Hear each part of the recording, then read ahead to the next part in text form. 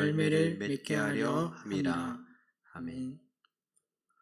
오늘 말씀의 제목은 하나님 나라 형법 제1조입니다. 말씀 가운데 하나님께서 함께 하시길 기원합니다. 네, 오후 예배에 오신 성도님들을 진심으로 환영합니다. 점심을 드시고 비록 영상이지만은 이렇게 오후 예배로 만날 수 있어서 참 반가운 것 같습니다. 늦은 오후 시간, 이 피곤한 때에 죄송하지만 지루한 이야기를 하나 하고자 합니다. 바로 이 법에 관한 이야기입니다. 대한민국 헌법 제1조에 무슨 내용이 있는지 아십니까?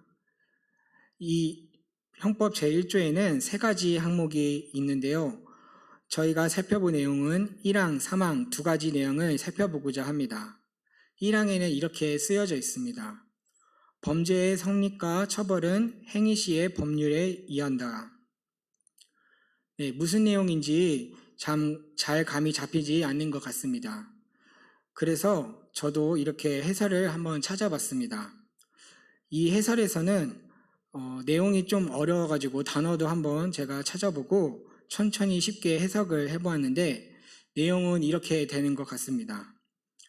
네, 이 형법이 적용되는 시점을 이야기를 하면서 이 범죄를 저질렀을 때 그 범죄가 성립이 되기 위해서는, 그리고 또한 그 범죄를 처벌하기 위해서는 그때 당시에 그 법에 의해서만 처벌을 할 수 있다는 뜻이라고 합니다.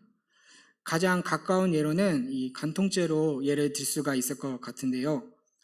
예전에는 결혼한 사람이 이 배우자를 놔두고 바람을 피우면 이 간통죄라고 해서 민형사상의 처벌을 받게 할 수 있었지만 이제는 이 간통죄가 폐지가 되면서 더 이상 처벌을 받을 수 없게 되었습니다. 왜냐하면 그때 당시에는 이 간통을 한다면 이 처벌을 한다는 그러한 법 조항이 있었지만은 지금은 그러한 법이 없기 때문입니다. 네, 두 번째로 사망을 살펴보면은 이런 내용이 나와 있습니다. 사망에서는 이렇게 돼 있습니다. 재판 확정 후 법률의 변경에 의하여 그 행위가 범죄를 구성하지 아니하는 때에는 형의 집행을 면제한다. 네, 이것도 무슨 내용인지 잘 몰라서 해설을 찾아봤는데 이렇게 해석을 할 수가 있습니다. 만약에 어떤 잘못을 저질러가지고 이 법에 근거하여서 형벌을 받기로 이 확정이 되었는데 근데 그것이 어떠한 이유로 인해 법이 바뀌게 되면은 더 이상 그 잘못이 법적으로 이 잘못된 행위가 아닐 경우에는 그것을 처벌할 수 없다라는 것을 이야기하고 있습니다. 네, 즉 이제 원래는 잘못이었던, 법적으로 잘못이었던 그 잘못이 법이 바뀌게 되면서 잘못된 행위가 아니게 되고 그걸로 인해서 처벌을 할 수 없고 또한 형을 집행하지 않고 면제된다고 이야기를 하고 있습니다. 간단히 예를 들어보면은 제가 이 설교 시간에 이 공적인 자리에서 동성애에 관하여 이야기를 하면 안 된다, 이러한 법률이 있다고 치었을 때 제가 이 공적인 자리에서 동성애에 관한 이야기를 했다면 그것은 법에 어긋나기 때문에 저는 처벌을 받게 됩니다. 근데 그러다가 나중에 법 내용이 바뀌어서 법 내용이 만약에 공적인 자리가 아니라 사적인 자리에서 이야기를 하면 안 된다라고 법의 내용이 바뀌었을 경우는 사적인 자리가 아닌 제가 공적인 자리에서만 이야기를 했기 때문에 처벌을 면하게 되는 것으로 볼 수가 있습니다. 네, 그래서 이 형법 제1조의 1항과 3항의 내용을 요약하자면 이렇게 볼 수가 있습니다. 어떠한 잘못된 행위를 했을 때 그것을 처벌할 때에는 반드시 법에 의해서 처벌이 돼야만 한다는 것입니다. 즉, 법 아래에 있을 때에는 그 법에 의해서 반드시 처벌을 받지만 만약에 그 법에서 벗어나게 된다면 더 이상 그것을 처벌을 할 수 없다라는 뜻으로 볼 수가 있습니다. 네, 오늘 로마서 말씀에서도 이와 같은 원리로 이야기를 하고 있습니다. 오늘 로마서 7장의 말씀은 이 남편과 아내의 혼인관계를 통하여 이 율법과 죄의 관계를 비유하여 설명을 하고 있습니다. 먼저 1절에서는 이렇게 이야기를 하고 있습니다. 법을 잘 아는 로마 사람들아, 너희도 잘 알다시피 법이 그 사람이 살아있는 동안에만 중한하지 않느냐, 이렇게 이야기를 하면서 2절에서는 남편이 이 살아있을 동안에는 남편이 있는 여자는 이 남편에게 매여 있지만은 만약에 남편이 죽었다면은 이 남편의 법에서 벗어나게 되는 것이다. 네, 이것을 또 예를 들어서 3절에서 이어서 설명을 하고 있는데요. 만일 남편이 살아있는 상태로 여자가 다른 남자에게 간다면 그것은 부독독한 음녀가 되겠지만, 만일 남편이 죽으면은 그 남편에 대한 율법적인 그런 법적인 관계가 깨지게 되고 그 법에서 벗어나 자유롭게 되니 다른 남자에게 간다 해도 그것은 잘못이 없다라고 이야기를 하고 있는 것입니다.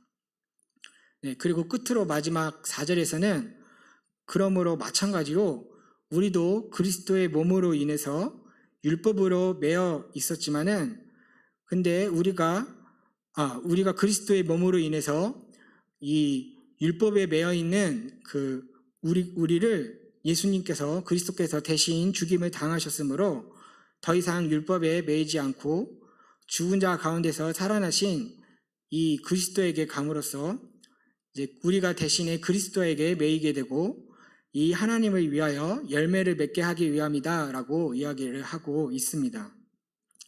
네, 말씀을 요약해 보자면은 이렇습니다. 우리의 남편 노릇을 하던 이 죄가 율법을 통하여 우리를 얽매이고 영향력을 행사했더라면 이제는 그리스도 예수님께서 우리를 대신하여서 이 율법에 대해 죽임을 당하셨기 때문에 이 죄와 율법에서 벗어날 수 있게 되었다라고 이야기를 합니다. 그리고 그 덕분에 우리는 예수님에게로 우리가 가서 그 안에서 하나님을 위한 열매를 맺을 수 있게 되었다라고 이야기를 하고 있는 것입니다. 네, 오늘 바울은 이 로마서 말씀을 통하여서 복음이 어떻게 해서 우리를 죄에서 벗어나게 하는지, 그리고 또한 구원에 이르게 하는지를 설명해 주고 있습니다. 특히 이 7장의 말씀에서 이 율법이라는 것에 초점을 맞추어서 죄로 인하여 이 율법에 매여 있는 우리의 모습을 잘 보여주고 있는 것입니다.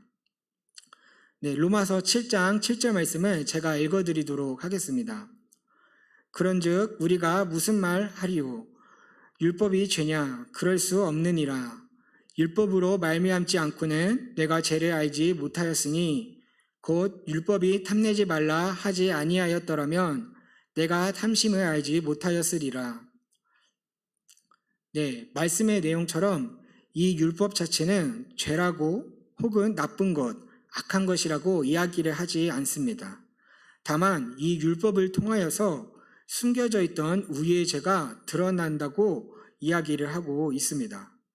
네, 그렇기 때문에 제가 그리고 또 저희가 만약에 다른 사람의 것을 욕심내고 탐내면서 그렇게 지내다가 정작 그것이 죄인지는 모르고 지냈다면 이 율법의 기능은 그것이 죄다라고 알려주는 역할을 하고 있다는 것입니다.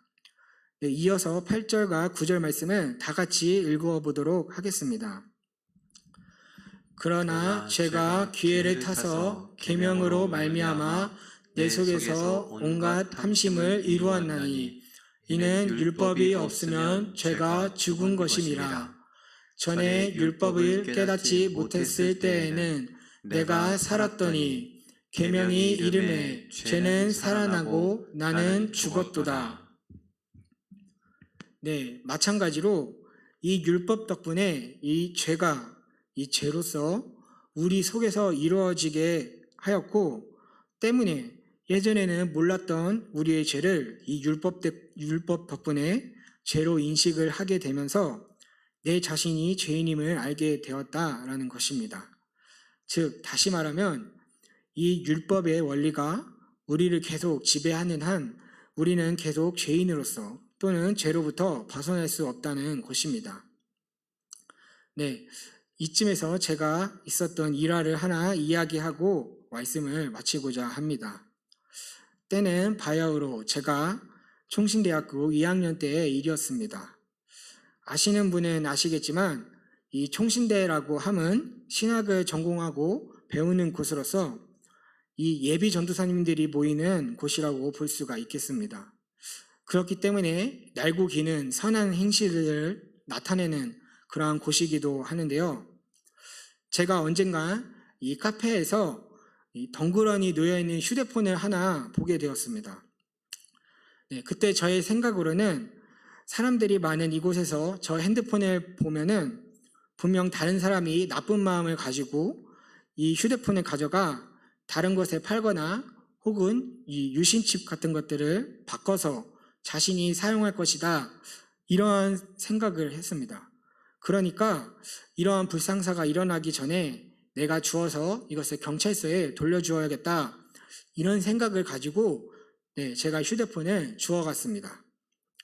근데 이게 문제가 되었던 것이 바로 돌려주었으면, 바로 경찰서에 갖다 주었으면 좋았을 텐데 제가 그것을 깜빡하고 3일이 지난 후에 경찰서에 갖다 주었습니다.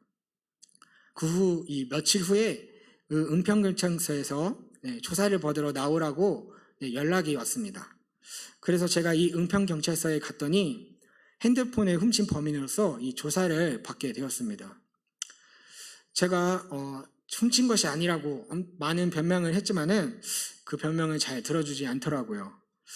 제가 그래서 이렇게 조사를 받게 된 이유를 한번 들어보니까 이 휴대폰을 분실 신고를 한 것이 아니라 도난 신고를 했기 때문에 이것을 조사를 꼭 해야만 했었고, 그리고 마침 제가 이 핸드폰을 갖다 주게 되면서 저를 범인으로 방향을 잡고 조사를 했던 것입니다.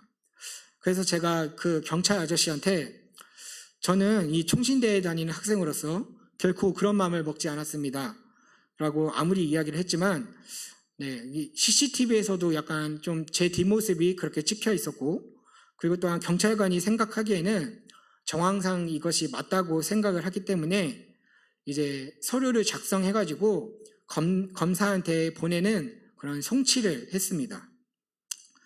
그런데 다행인지는 모르겠지만은 사안이 워낙 가벼운 것이기도 하고 또한 물질적인 피해도 굉장히 적었기 때문에 약식 기소라고 해서 지금은 형을 집행하지 않지만은 다음번에 제가 범죄를 저질렀을 경우 가중으로 처벌을 받는 것으로 그렇게 사건이 마무리되었습니다.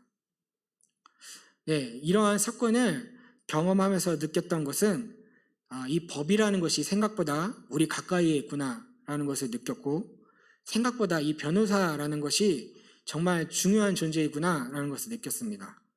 그리고 마지막으로는 제 자신이 생각보다 너무나 무력하구나, 그러한 생각을 했었던 기억이 있습니다.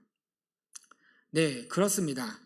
제가 아까 이야기했던 이 일화처럼 이 법이라는 것은 한번 매이면은 그것을 벗어나게 하는 어떠한 것이 없는 한 빠져나올 수가 없는 것입니다. 이것은 죄와 율법의 경우도 마찬가지입니다. 그러나 이 예수님께서 죄와 이 율법의 문제를 해결하심으로써 더 이상 우리가 이 율법대로 형벌을 받는 것이 아닌 구원의 은혜로서 우리가 영생을 얻는 줄 믿습니다. 그러므로 우리가 이 구원의 은혜를, 또한 우리에게 새 생명 주신 그 은혜를 다시 한번 기억하고 생각했으면 좋겠습니다. 그것으로 인하여서 이 구원이 우리에게 얼마나 값진 것인지를 깨닫고, 또한 그것을 통하여 하나님을 위한 열매를 맺는 성도님들 되시길